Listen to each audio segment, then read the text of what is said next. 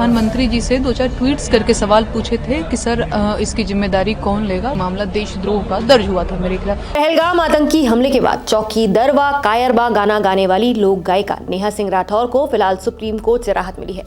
शीर्ष अदालत ने उनके खिलाफ दर्ज एफआईआर में अगली सुनवाई तक किसी भी तरह की दंडात्मक या फिर जबरन कार्रवाई पर रोक लगा दी है। हालांकि कोर्ट ने यह भी साफ किया है कि इस राहत का मतलब जांच पर रोक नहीं है। पुलिस अपनी जांच जारी रखेगी और नेहा को तय तारीख पर जांच अधिकारी के सामने पेश होकर पूरा सहयोग देना होगा।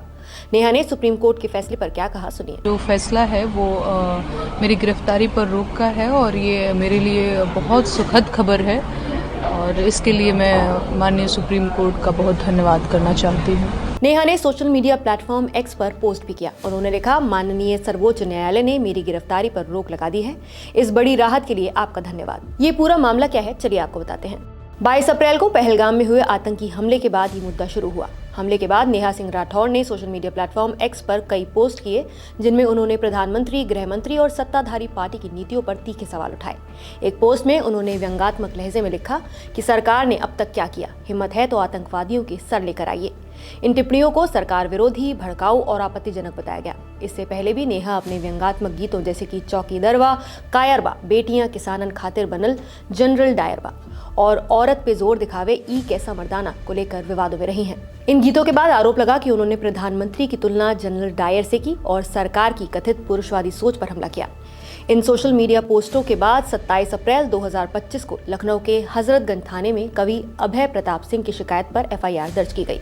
शिकायत में आरोप लगाया गया कि नेहा की पोस्टों से दो समुदायों के बीच नफरत फैलाने, सांप्रदायिक सौहार्द बिगाड़ने और देश की अखंडता को कमजोर करने की कोशिश हुई। एफआईआर में यह भी कहा गया कि उनकी पोस्ट पाकिस्तान में बड़े पैमाने पर शेयर की गई और वहां के मीडिया ने भारत की छवि खराब करने के लिए उनका इस्तेमाल किया, जिससे राष्ट्रीय सुरक्षा और एकता को नुकसान पहुंच सकता है। इसके अलावा वाराणसी कमिश्नरेट के 3 जोन्स के 15 थानों में 500 से ज्यादा शिकायतें दी गईं, जिनमें आरोप था कि नेहा ने प्रधानमंत्री को जनरल डायर कहकर सरकार विरोधी माहौल बनाया। कवि अभय प्रताप सिंह ने अपनी शिकायत का कारण बताते हुए क्या कहा, सुनिए। मैं कवि अभय सिंह निर्भीक। मैंने, आप सब जानते हैं कि जब पहलगाम में आतंकी हमला हुआ था 2025 में 22 अप्रैल को, तो उस समय इनके कुछ अनाप शनाप बयान ऐसे आए जो दुश्मन देश ने वैश्विक प्लेटफॉर्म पर उसको दिखाया, मीडिया में दिखाया कि ये हिंदुस्तान की बहादुर लड़की से सुनिए पहलगाम हमले की सच्चाई। ये पहलगाम हमले को एक तरह से भारत सरकार द्वारा कराया गया हमला घोषित करना चाहती थी। इन्होंने अपनी जांच में वो ऐसा पाया होगा और ये बात जब पाकिस्तान की मीडिया में चली तो मुझे अच्छा नहीं लगा। मुझे लगा कि ये हमारे 125 करोड़ भारतवासियों के दिल पर चोट है। जो पूरा देश पाकिस्तान से बदला लेने की मांग कर रहा था, आक्रोश में था, उस समय उनका ये बयान नहीं आना चाहिए था। उससे मैं आहत हुआ। मैं एक फौजी का बेटा हूं। सेना के खिलाफ और देश के खिलाफ कोई बात होती है तो चूंकि सेना की रोटी खाई है, सेना के आंगन में पला बढ़ा हूं, तो मुझे अच्छा नहीं लगा। मैं एक एप्लीकेशन लेकर हजरतगंज कोतवाली गया। वहां जो भी सुसंगत धाराएं होती थी उसमें उनके खिलाफ एफआईआर दर्ज कर ली गई। हालांकि नेहा ने इस पर सफाई देते हुए कहा, पहलगाम में जो आतंकवादी हमला हुआ था तो उसमें मैंने प्रधानमंत्री जी से 2-4 ट्वीट्स करके सवाल पूछे थे कि सर इसकी जिम्मेदारी कौन लेगा। तो उसी से संबंधित 27-28 अप्रैल को ये मामला देशद्रोह का दर्ज हुआ था मेरे खिलाफ। वही सारी चीजें प्रोसेस हो रही हैं। 8-9 महीना पहले का मामला है सर। एफआईआर दर्ज होने के बाद लखनऊ पुलिस ने नेहा सिंह राठौर को नोटिस भेजकर बयान दर्ज कराने के लिए बुलाया। पहले नोटिस पर उन्होंने खराब तबीयत का हवाला देकर समय मांगा। दूसरे नोटिस के बाद 3 जनवरी की रात करीब 9 बजे वो अपने पति के साथ हजरतगंज कोतवाली पहुंची, लेकिन देर रात होने के कारण पुलिस ने औपचारिक बयान लिए बिना उन्हें वापस भेज दिया। इसी बीच नेहा ने सोशल मीडिया पर वीडियो जारी कर आरोप लगाया कि सरकार उनके सवालों का जवाब देने की बजाय उनके खिलाफ केस दर्ज करा रही है। उन्होंने कहा कि 400 नहीं 4 लाख एफआईआर करा दीजिए, मैं डरने वाली नहीं हूँ। नेहा ने अब कहा है कि वो जांच में हर तरह का सहयोग करेंगी।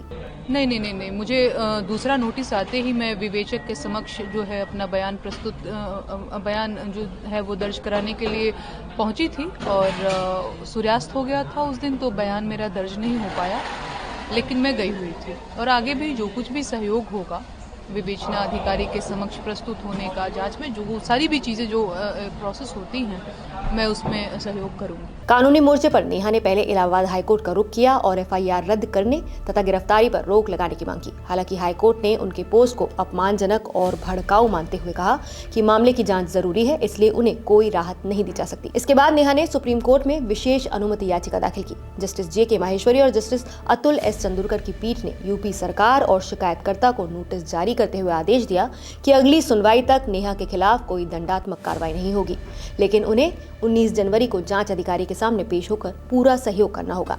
अब जरा कानून को आसान शब्दों में भी समझ लेते हैं।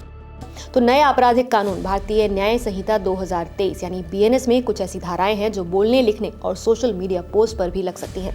धारा 196 और 197 तब लगती है जब किसी पोस्ट को सरकार के खिलाफ नफरत या फिर असंतोष भड़काने वाला माना जाए या फिर उससे हिंसा भड़कने का खतरा दिखे।